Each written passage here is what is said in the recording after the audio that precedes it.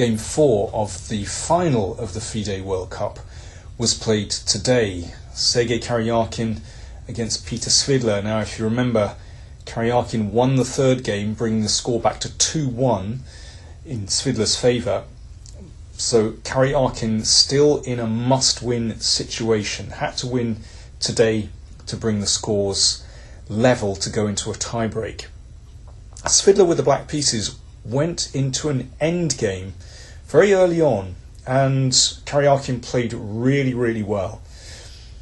And I think Svidler was very lucky to survive to this position after move 40, but Svidler is still worse here.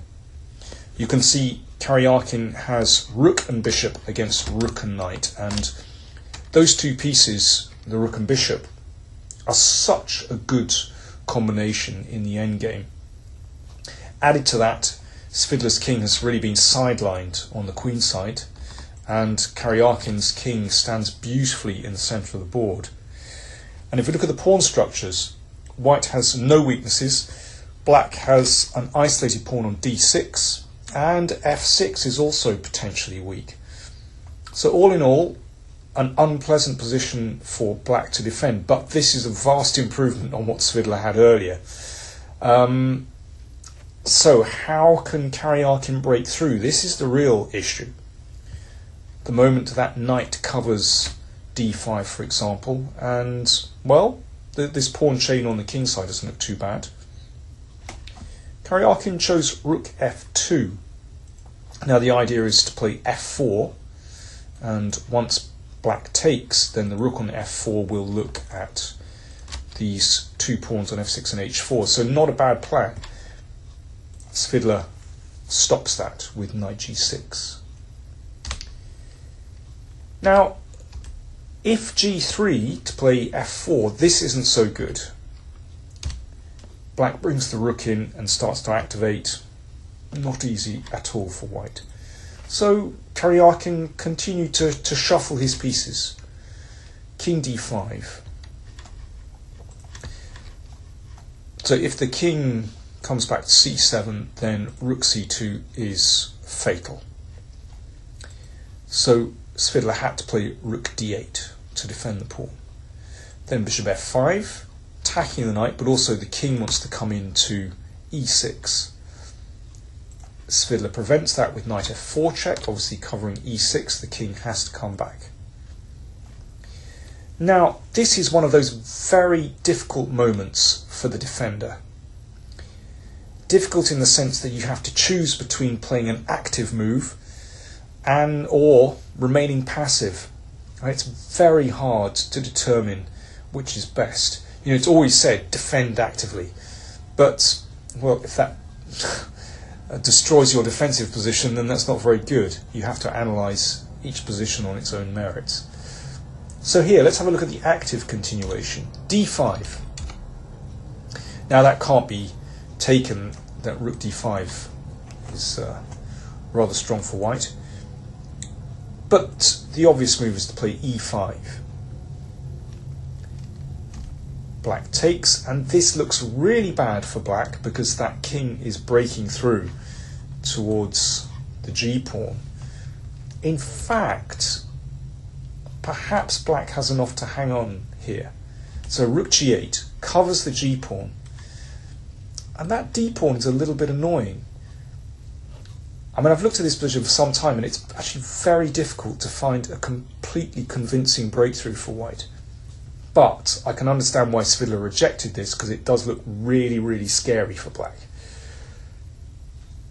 Let's go back. Svidler chose to play passively. Thing is, how do you play passively here? I suppose the obvious move is rook h8. In this case, g3 looks good,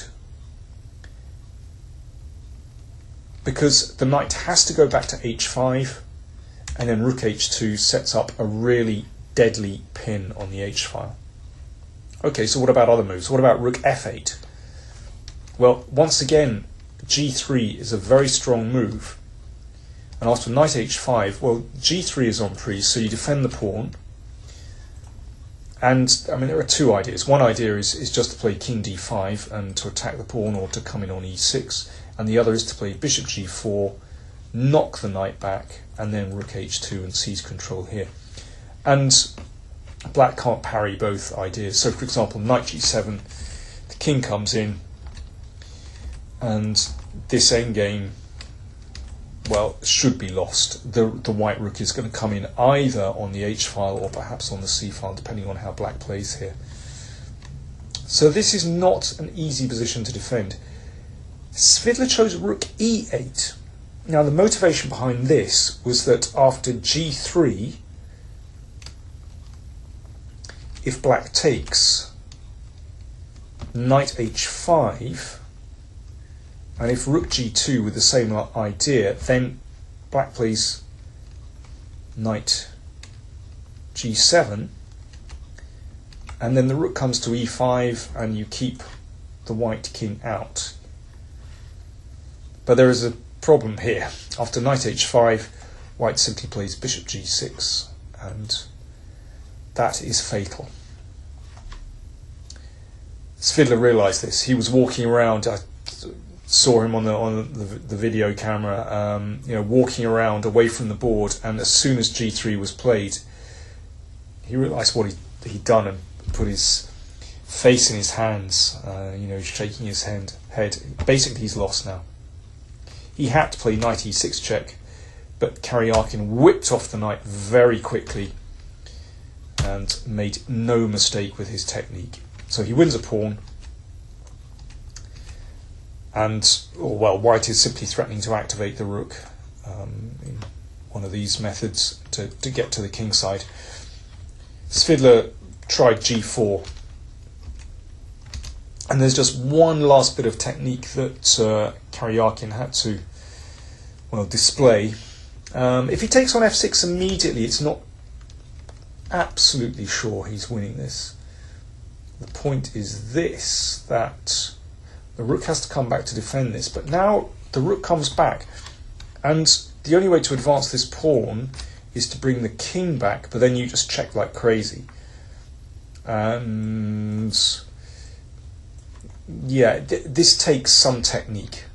It might be winning, but anyway, not so easy. But very quickly, Karyakin found rook f4, excellent move. If rook e2 going for the queen side, then these two past g pawns, well, you're not going to stop this one going through. Basically, you can use the g3 pawn as cover. So Svidler played rook e3, rook takes f6, and now this is a lot easier with the pawn on g4, because after check, well, black's king has to go backwards, and the point is this. Let's see, if the king goes forward, then you can take a second pawn, that's easy. If the king goes forward this way, again you can take a second pawn, you give a few sly checks here. King f4, and you can take on a6 or play g5, and it's gone. So the king has to step backwards, and this is absolutely fatal with a passive king. And this really was simple. So you just push the g-pawn. It doesn't matter about the queenside pawns. Let's just see the end of the game. And here, Svidler resigned. There's a very useful technique to know about. Let's see what happens if black pushes his queenside pawns. So you just allow that one to advance. g6, threatening rook g6. Well, okay, in this case you don't play rook g6, but you just make a queen. And the point is that black is unable to play king c6 to potentially support this pawn because it's cut. And here you just come back and pick up the pawn, and the king is just too far away. So really nice technique from Karyakin. Excellent game from him. 2-2, so they go into the tiebreak tomorrow. And I have to say, after this recovery, I would say Karyakin is now the favourite in the tiebreak. Extraordinary. Sergei Karyakin has showed today real focus and determination and concentration. You know, it looked like he was going to put Svidler away out of the opening, but he didn't do that. But he still always kept a very slight advantage, always kept control, and was so patient in this game. Reminded me very much of his third tiebreak game against Pavel Elyanov, actually, where he also had rook and bishop against rook and knight. Great endgame technique from him.